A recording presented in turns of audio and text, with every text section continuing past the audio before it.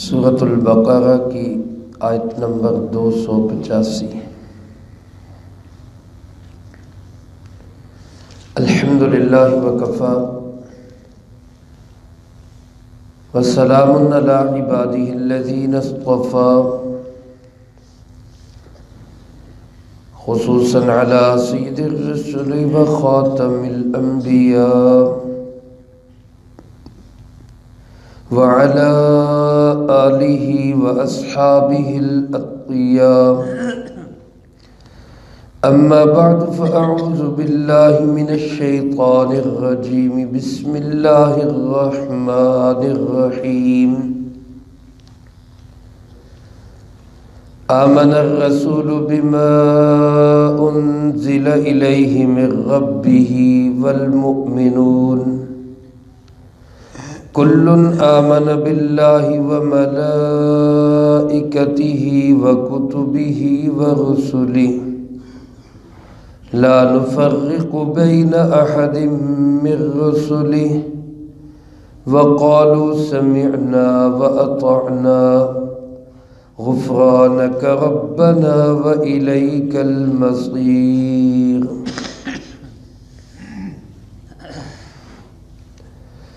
آمن الرسول،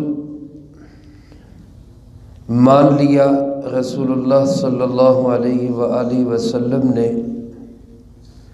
بما انزل الیہ، اس پیغام کو جو انہی پر اتارا گیا، من ربہ، ان کے پروردگار کی جانب سے، والمؤمنون، اور مان لیا ایمان والوں نے بھی، کل آمن باللہ، یہ سب کے سب ایمان لائے اللہ پر، وملائکتہ، اور اس کے فرشتوں پر، وکتبہ، اور اس کی کتابوں پر، ورسلہ، اور اس کے تمام رسولوں پر، لا نفرق بین احد من رسلہ، یہ لوگ یوں کہتے ہیں کہ ہم تفریق نہیں کرتے رسولوں میں سے کسی ایک میں بھی،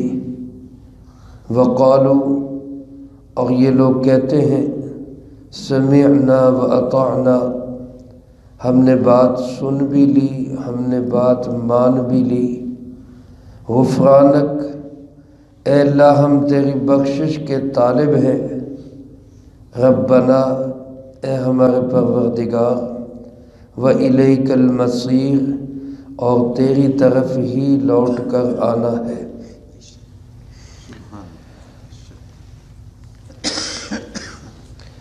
سورۃ البقرہ کی اس آیت مبارکہ میں اللہ رب العالمین نے حضرات صحابہ کرام رضی اللہ تعالی مجمعین کے ایمان اور عمل کی تعریف فرمائی ہے۔ قربان جائے ان مقدس ہستیوں کے، ان حضرات صحابہ کرام رضی اللہ تعالی مجمعین کے کیسے مقدس، محترم، پاکیزہ لوگ تھے کہ جن کی تعریف اللہ پاک نے قرآن کریم کی آیات میں فرما دی۔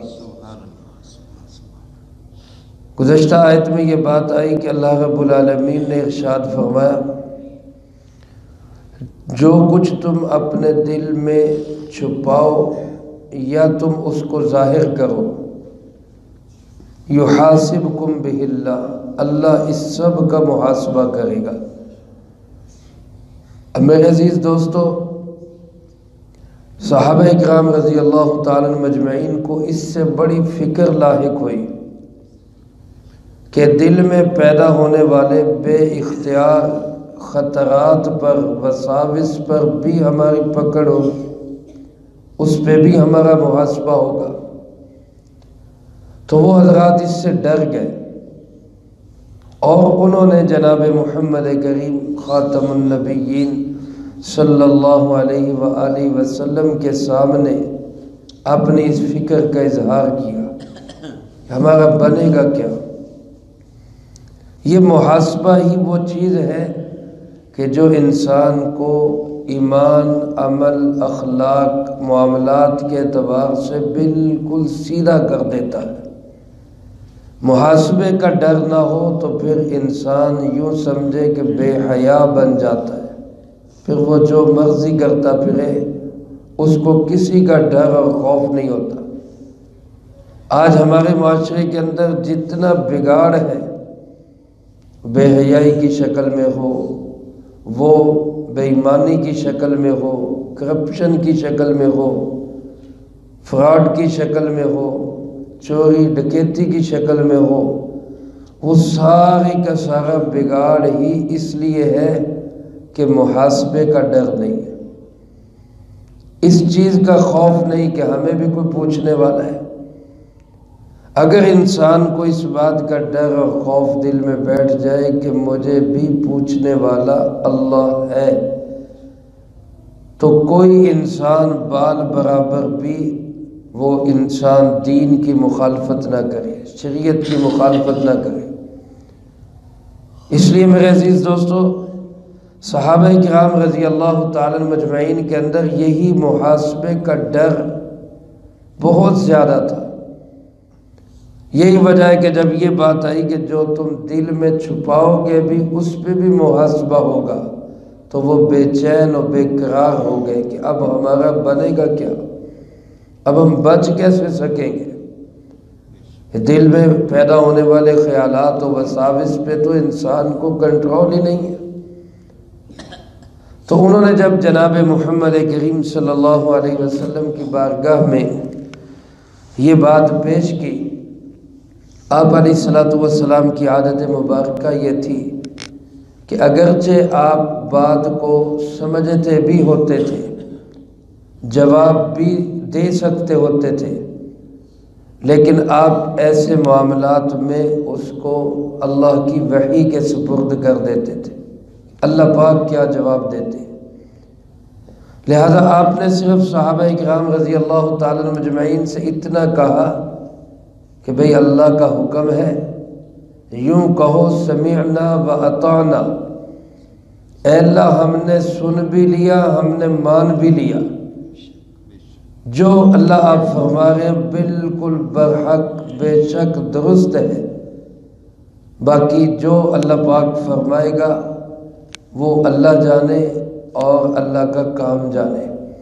ہمیں اس سے کم از کم ایک بندہ ہونے کے ناطے سروکار نہیں کہ ہم اللہ سے پوچھ سکیں کہ یہ ایسا کیوں ہے، ہمارے بس میں یہ نہیں ہے، اس لیے انتظار کرو۔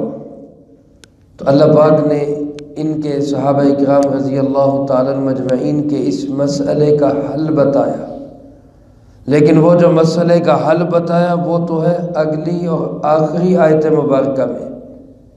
اس میں اللہ پاک نے حل بتانے سے پہلے صحابہ کے ایمان کی تعریف کر دی کہ یہ بڑے ہی مقدس لوگ ہیں، بڑے ہی پاکیزہ لوگ ہیں، اور انداز کیا اختیار کیا، اب غور فرمائیں ذرا، اللہ پاک فرماتے آمن الرسول، رسول بھی ایمان لے آئے۔ حضرت شاہ رفیع الدین رحمۃ اللہ علیہ نے آمنہ کا ترجمہ کیا مان لی، بات کو مان لیا، رسول نے بھی بات کو مان لیا۔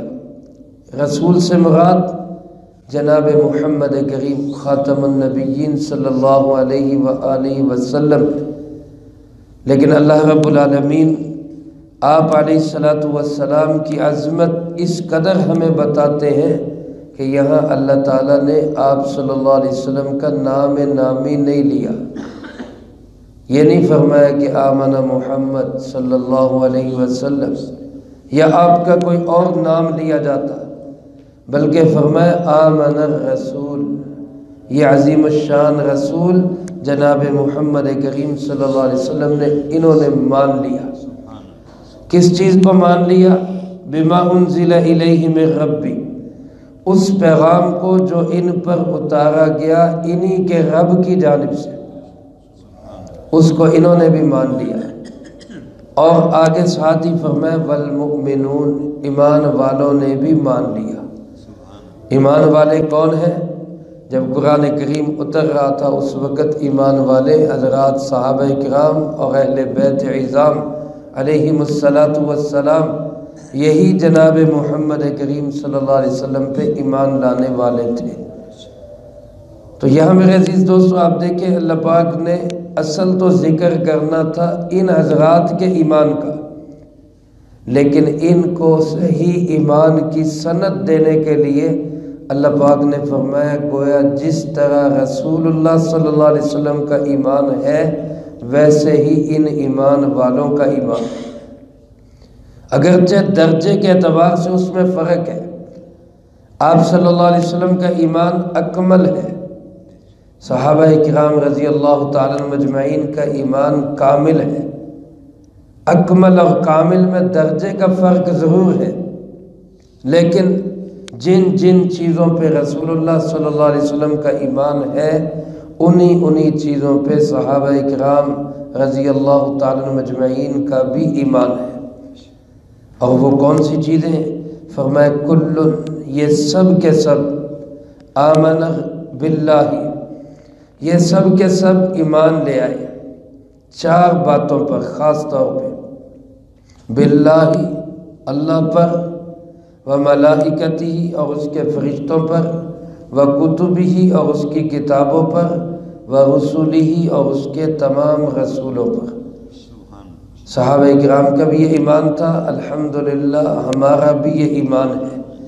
اللہ پہ ایمان کیا ہے کہ اللہ ہی ہمارا رب ہے، پالنے والا بھی اللہ، پیدا کرنے والا بھی اللہ، نظام کو چلانے والا بھی اللہ، اور اللہ ایک ہے، اس کا کوئی ساجی اور شریک نہیں ہے۔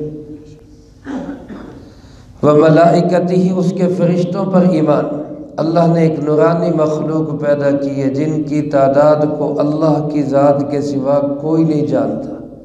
ان کے سردار حضرت جبرائیل امین علیہ السلام ہیں۔ 4 مقرب فرشتے ہیں، جبرائیل امین علیہ السلام، میکائیل علیہ السلام، اسرافیل علیہ السلام اور جناب محترم حضرت اسرائیل علیہ السلام۔ ان کا نام ذرا ادب سے لے، سجے کبے پھرتے رہتے ہیں۔ حضرت اسرائیل علیہ السلام یہ 4 مقرب فرشتے ہیں۔ 8 فرشتے جنہوں نے اللہ کا عرش اٹھایا ہوا ہے، اس وقت 4 فرشتوں نے اٹھایا ہوا ہے، قیامت کے دن 8 فرشتوں نے اٹھایا ہوگا، وہ اللہ کے بہت قریب ہیں۔ پھر آسمانوں میں فرشتے ہیں، زمین میں فرشتے ہیں، وما یعلم جنود ربک الا ہو، تیرے رب کے لشکروں کی تعداد کو اس کے سوا کوئی نہیں جانتا، بڑے فرشتے اللہ کے، ان سب پہ ایمان ہو۔ وکتبہ اللہ کی کتابوں پر، 4 بڑی کتابیں، توراۃ، زبور، انجیل، قرآن کریم سب سے آخری کتاب، اس کے علاوہ بہت سارے صحائف جو اللہ پاک نے اتارے، ہمارا ان سب پہ ایمان ہے۔ ورسلہ اور اس کے تمام رسولوں پر، حضرت ابو ذر غفاری رضی اللہ تعالیٰ عنہ کی حدیث مبارک ہے جس کا مفہوم یوں ہے کہ انہوں نے سوال کیا اس سلسلہ انبیاء علیہ السلام کیسے شروع ہوا، کہاں سے شروع ہوا؟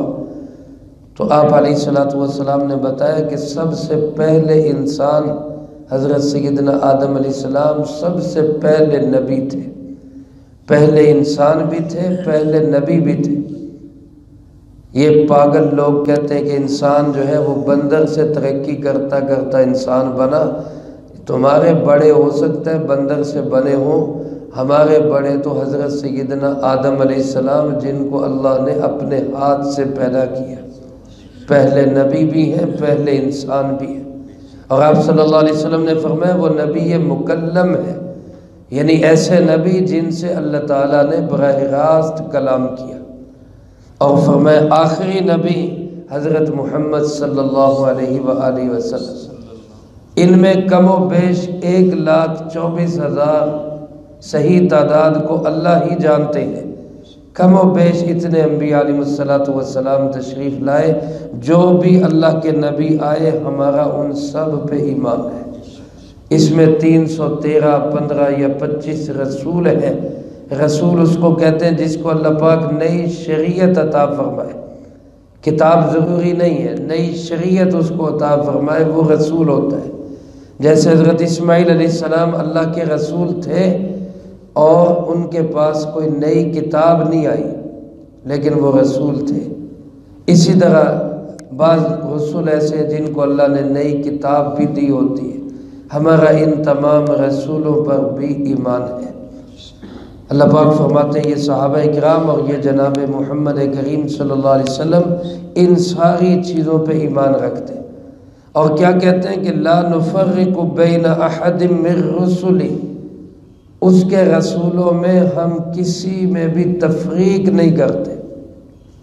جیسے یہودیوں نے تفریق کی کہ موسیٰ علیہ السلام کو مانا، عیسیٰ علیہ السلام کا انکار کر دیا۔ عیسائیوں نے تفریق کی کہ حضرت عیسیٰ علیہ السلام کو مانا لیکن حضرت محمد صلی اللہ علیہ وسلم کا انکار کر دیا۔ یہودیوں نے بھی، عیسائیوں نے بھی۔ مسلمان ایسا ہے جو کسی بھی نبی کی تفریق نہیں کرتا۔ ہم حضرت موسیٰ علیہ السلام کو بھی اللہ کا نبی مانتے ہیں، حضرت عیسیٰ علیہ السلام کو بھی اللہ کا نبی مانتے ہیں، اور ہمارا ایمان ہے کہ آخری نبی حضرت محمد صلی اللہ علیہ وآلہ وسلم۔ سابقہ انبیاء علیہ السلام کے ادوار مکمل ہو گئے، ان کا وقت بیت گیا، اب سکہ چلے گا پوری کائنات میں تو کن کا چلے گا؟ جناب محمد کریم صلی اللہ علیہ وآلہ وسلم کا۔ لیکن ہم کسی کا بھی انکار نہیں کرتے، اور فرمایا صحابہ کرام اتنے مقدس پاکیزہ لوگ ہیں کہ یہ آیات قرآنی کو سن کر کہتے ہیں سمعنا و اطعنا، ہم نے سن بھی لیا، ہم نے مان بھی لیا۔ ہم بھی یہی الفاظ کہہ دیں سمعنا و اطعنا، ہم نے سن بھی لیا، ہم نے مان بھی لیا۔ یہودی قرآن کریم میں اللہ پاک نے بیان کیا کہ اپنے اپنے انبیاء علیہ السلام کو کہا کرتے تھے سمعنا و عصینا، ہم نے سن لیا پر ہم نے ماننی کوئی نہیں ہے۔ یہ یہودیوں کا دعویٰ تھا، ہم نے سن لی ہے، ماننی کوئی نہیں ہم نے۔ مسلمان کا کام کیا ہے کہ وہ کیا کہتے ہیں؟ میں نے سن بھی لی، میں نے مان بھی لی۔ ہم قرآن کریم کو، جناب محمد کریم صلی اللہ علیہ وسلم کی احادیث کو، شریعت کو علماء سے سنے بھی اور مانے بھی۔ صحابہ کرام کی عادت مبارکہ یہی تھی جس کی اللہ نے تعریف کی، وہ بات کو سن بھی لیتے اور فوراً مان بھی لیتے۔ یہ نہیں کہ سن لی اور پھر مرضی اپنی کی، ایسا نہیں ہے۔ آج علماء سے بحث و مباحثہ کرتے ہیں، بات کو سن بھی لیتے ہیں، کہتے ہیں نہیں جی ساڈی سمجھ نہیں آتی، مجھے یہ اچھا لگ رہا ہے، مجھے یہ سمجھ آ رہا ہے۔ تو بھائی تم اپنی مرضی پہ چل رہے ہو، دین پہ نہیں چل رہے۔ دین وہ ہے جو قرآن و سنت ہے، جو اللہ پاک نے علماء کو سمجھ اس کی عطا کی۔ صحابہ کرام رضی اللہ تعالی مجمعین فرمایا کرتے تھے ہم نے بات کو سن بھی لیا، ہم نے بات کو مان بھی لیا، اور ساتھ ہی اللہ سے طلب کیا کرتے تھے غفرانک، اللہ ہم تو طالب ہیں، ہم تو امیدوار ہیں، ہم تو متمنی ہیں صرف اس بات کے اللہ تو ہمیں بخش دے، ہمیں معاف کر دے۔ ہمارے دل میں خطرات پیدا ہوں، وساوس آئیں، خیالات آئیں، اختیاری ہوں غیر اختیاری ہوں، سب کو اللہ تو معاف کر دے۔ اے ہمارے پروردگار، ہمارا یقین ہے وَإِلَيْكَ الْمَصِيرُ، ہم نے لوٹ کر تیری طرف ہی آنا ہے۔ علماء فرماتے ہیں کہ ایمان میں یہ 5 بنیادی چیزیں ہیں: اللہ پہ ایمان لانا، فرشتوں پہ ایمان لانا، کتابوں پہ ایمان لانا، رسولوں پہ ایمان لانا، اور آخرت پہ ایمان لانا۔ اس بات کا یقین رکھنا کہ ہم نے لوٹ کے کہاں جانا ہے؟ اللہ کے پاس۔ یہ اللہ کے پاس لوٹ کے جانا ایسی چیز ہے جو محاسبے کا ڈر پیدا کرتا ہے۔ اللہ کے سامنے پیش ہونا ہے تو حساب ہوگا، اور جو انسان محاسبے کا ڈر رکھے گا اس پہ کوئی پیرا بٹھانے کی ضرورت نہیں، وہ تنہائی میں بھی اللہ سے ڈرے گا، وہ خلوت میں بھی اس بات سے گھبرائے گا کہ میرا اللہ مجھے دیکھ رہا ہے۔